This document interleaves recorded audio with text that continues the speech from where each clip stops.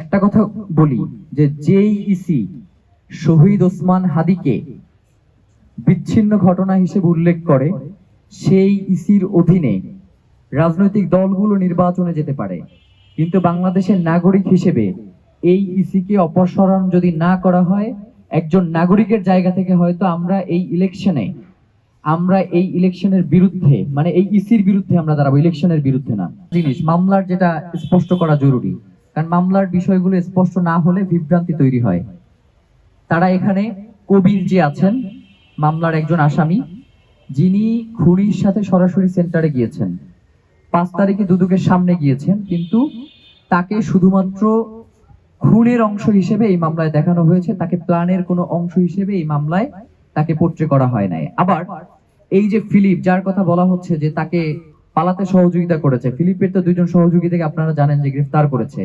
তাহলে এই 2 জন সহযোগীর মাধ্যমে এখন পর্যন্ত কেন নিশ্চিত হওয়া গেল না যে শহীদ ওসমান হাদির হত্যাকারীর আসলে কোথায় রয়েছে? সর্ষের মধ্যেই যদি ভূত থাকে তাহলে তো আসলে বলবার কিছু থাকে না।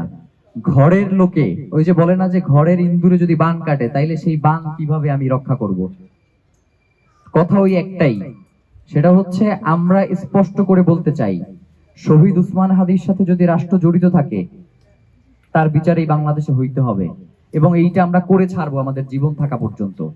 শহীদ ওসমান হাদির হত্যাকাণ্ডের সাথে যদি গোয়েন্দা সংস্থার কোনো সূত্রপাত থেকে থাকে, এর বিচার হইতে হবে।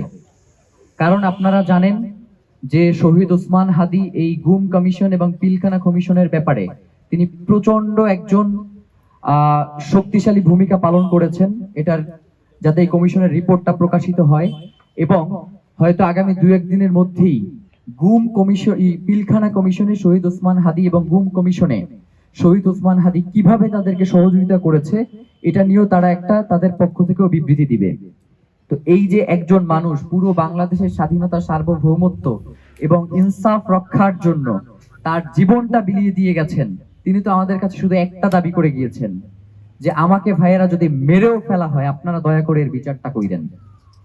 তো আমাদেরকে যে এইভাবে অসহায় করে রাখা হচ্ছে, প্রত্যেকটা জায়গায় আমাদেরকে কোনো কথাই শোনা হচ্ছে না, এবং জাস্ট একটা আশ্বাসের বাণীর বাইরে রাষ্ট্রের কোনো পদক্ষেপ আমরা দেখছি না। একটা কথা বলি যে যেই ইসি শহীদ ওসমান হাদিকে বিচ্ছিন্ন ঘটনা হিসেবে উল্লেখ করে সেই ইসির অধীনে রাজনৈতিক দলগুলো নির্বাচনে যেতে পারে, কিন্তু বাংলাদেশের নাগরিক হিসেবে এই ইসিকে অপসারণ যদি না করা হয়, একজন নাগরিকের জায়গা থেকে হয়তো আমরা এই ইলেকশনের বিরুদ্ধে, মানে এই ইসির বিরুদ্ধে আমরা দাঁড়াবো, ইলেকশনের বিরুদ্ধে না। এই ইসির বিরুদ্ধে আমরা রাজপথে আমাদের অবস্থান গ্রহণ করবো ইনশাআল্লাহ। আরেকটা জিনিস যেটা, সেটা হচ্ছে